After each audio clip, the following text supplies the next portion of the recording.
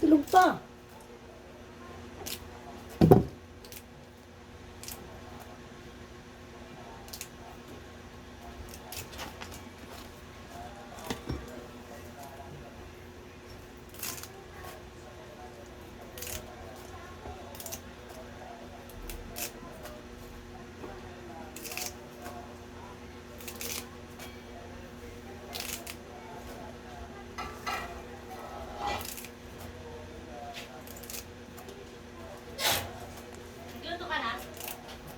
Luluto.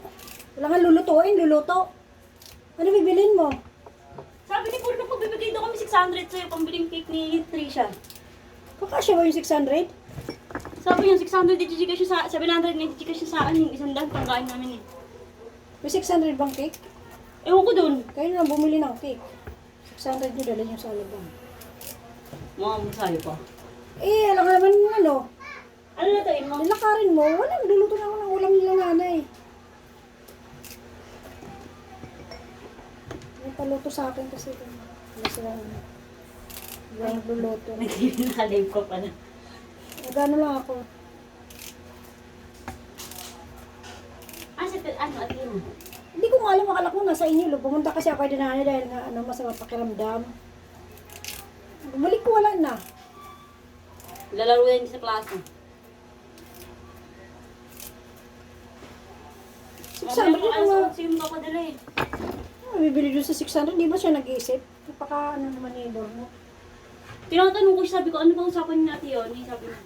Sabi ko sa kanya, magbibigay ako 600 pambiling cake eh. Sinabi ko nga sa kanya, magbibigay ka 600, ano mabibili mo pa ako sa 600? Sige nga.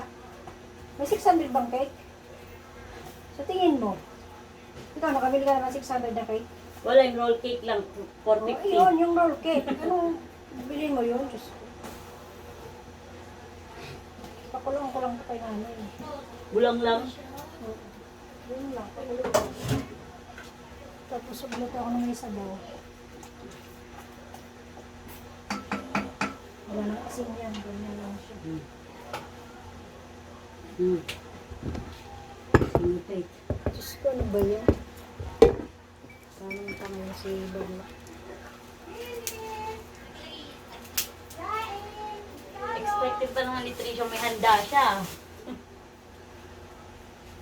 Walang pera, nasa kanya lang pera. Kaya tayo hindi na umuwi. Ano sabi sa'yo? Sabi niya nakaraan umuwi daw siya eh. Bakit naman daw? Sabi ko nga sa kanya, kasi dahil dyan sa purpose na yan. Sa Lulis daw pala, buti pang gabi daw si Bono. Kung pala tatay sukat eh. Magdun daw kayo magre-report. Sabi ko, simula ngayon, dahil wala kang pakialam dyan sa mga bata sa purpose na yan. Sabi ko, kung di nga sa akin yan, di yan sila makakapasok eh. Sa akin nag-umpisa yan eh, kay Gian. Ako na kami. Sa'yo nakapangalan. Sa akin nakapangalan ng unang-una yan Dapat kay sa'yo Gian. na lang pinangalan lahat. Hindi pwede yung kasi nga di ba umalis na ako. Ayun. Ilang taon din ako sa Korea. Kaya linipat ko kay Anan dahil siyempre siya mga anak. Nasikaso ko nung pag-uwi ko dito bakasyon, nasikaso ko, linipat ko sa kanya. Kaya napunta sa kanya yan. Eh, hindi niya naman pinapalagaan. Sabi ko. Ngayon sabi ko, dahil ayaw mo na mga sikasuhin yan, ang napakatanga, hindi pa pinangalan kay Bornok, wala pa si Bornok doon sa ano. Ngayon papakiusap ko yan doon sa form, hindi nilagay si Bornok. Sabi ko, ba't di mo nilagay si Bornok? Iyan ang magulang, yan ang tatay. Sabi ko, para yan ang nag-aasikaso na lang lahat, di ba? Sa kanya nakapangalan. Sabi niya, wala naman siyang reply, basta sinabi ko lang. Ngayon, pagpunta namin doon, hindi ko pakiusap ko yan kung pwede kay Bornok. Sabihin lang niya, nasa kanya yung mga bata. Nasa kanya, oo, sabihin ko. Punta-punta lang sa akin. Tapos, sabi ko, kahit Ang importante lang din, makita nila yung ATM nga sa'yo eh. Kasi karamihan sa mga nagpo-porpis, di ba sinasa nila yung ATM? ang problema ang ATM ngayon, wala sa akin. Nakayaan na niya, dala-dala daw niya. Iwan ko kung sabi niya, di ba nagpa-enroll siya, dala niya yung ID niya rin. Pinapadala daw yung ID, di ba? Nasa kanya yun, pati yung ATM, nasa kanya yun. Sa bag na maliit. Sa bag na maliit ni Althea. Sabi niya, wala daw doon. Ano pero problema ko ngayon? Kaya sabi ko, huwag ka na magpakita sa akin. Pinita ka kahit kailan. Nagigil ako eh. Ay hahanapin niya sa inyo pag in-interview ay sa Lunes. Yun yung problema ko eh. Kasi alam ko nung bago ko binigay, di ba sa akin, ako yung muling humawak noon. Di ba nang lahat, yung sabi mo yung ATM nasa may isang maliit na packet na ganun. Lahat yung binigay ko yun dun sa, kay ate, sino ba yung kapatid mo dun sa Aisa? Ate Adela. Doon. Nandun nga yun. Nandun ka ngayon. Nakita ko ngayon doon sa wallet niya.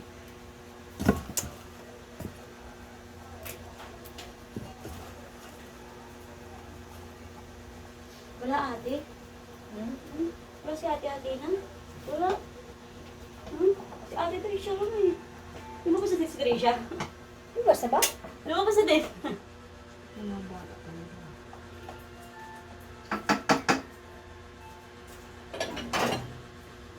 Boy! Boy! Si Clark ang nahuli eh. Pinuntahan niya dito ng Joprel yan eh. Ewan ko anong nilakad daw sila sa sa Westboro. Pupunta ko kay Hillsborough mamaya.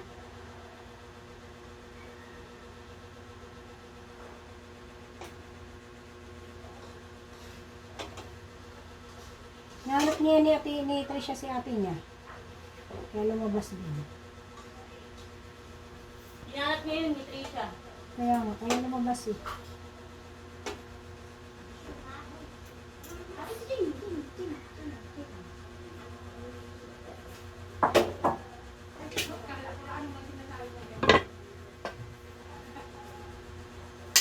Paano naman talaga to si Bornok? Nakakainis.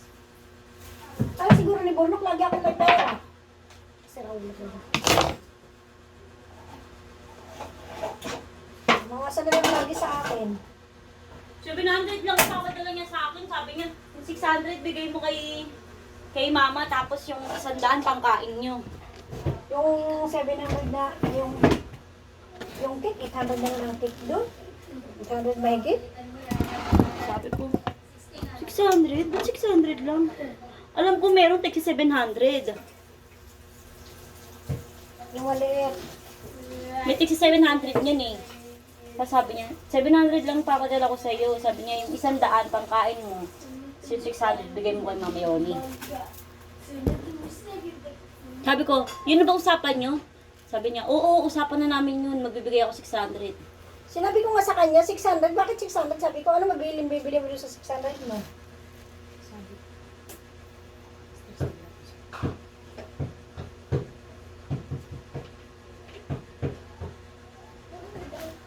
Wala ang ulo. Bitin yung pag papadala yung Sabado na laging bitin. Magkano ba yung, bakit, di ba lingguhan sahod niya? Oo nga. Ngayon, Sabado. Oo. Di ba nakasanla yung ATM namin? Kung di nakasanla yung ATM namin, 600 pala, ay, Biyernes pa lang, sumisweldo na kami. Magkano sanla niya ng ATM? 10. 10 po. Saan yun mo ginamit yun? Ang anak mo. Pay. Anong mga anak ka? Nagtitibaraan sa Ate Dory nun eh. Saan ka nagano? Eh, kalahati lang pinadala sa akin ng mama ko nun. Kaya siya nang sumagot ng kalahati. Magkano ba yung binayaran mo? 6.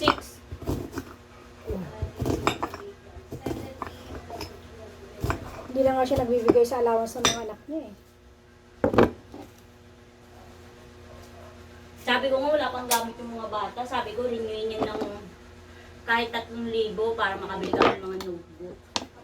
Kaya nga, wala pang mall, walang notebook, walang mga bag. Eh, huling-hulog na namin sa susunod na linggo. Kinalunisan sana ka kung manghiram ka. Mag-ano siya, magpa-renew ba ng ATM. Kahit 3,000. Kaya kuha mo nga ako ng bawang. Ang mahal ng kamatis. Bawang tsaka kamatis, kuha mo ako isa. Mahal nga, 200 ang isang kilo. So, bumili ko nung isang araw, 2 piraso maliit ng 21. Oo. Mahal talaga.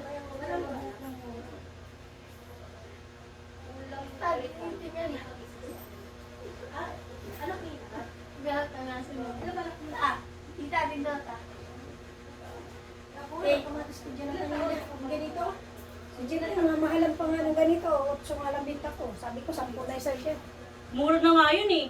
Ayan nga, mas malaki pa. Isang ganda tapos isang maliit, 21 na bili ko eh. Diyan sa dulo ah. 10 nga isa dito, binta ko dyan. Sabi ni Jeffrey sa akin, ang mahal naman mga ng sipka. Ang kamatis mo, huwag ka nang bumili. Nangamahalan kayo. Hindi ko naman nanong, binagamit ko naman yan eh. 8 ang bilhin na yan ang 8. Ang mahal ng bilhin. Yung bigas ngayon, binalita yung bigas magiging 41 na eh. Hingay nyo ah! Ikaw kanina ka pa hinahanap. Sino? Ang ano? Sawa ng kapatid ni Jubil. To! Dahil ba hingay kayo, mag-hingay din ako. Jeff. To! Malakas ba yung speaker na yan? Yung to. Pero isa yung ano. Bakit ka makakatugtog ako? Ang malaki, malakas yan. Video ko tayo mamaya oh. Oh, may wifi naman eh. May mic ako dun eh. Ay, mas maganda ang mic ko. Asa yung mic mo? Diyan. Video ko tayo mamaya. Hingay tayo ngayon. Lalo mong pasok eh.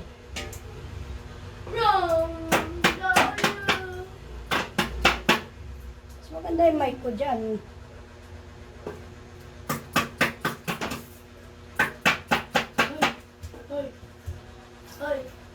Wala ate, Faith. Wala. Wala ate ang.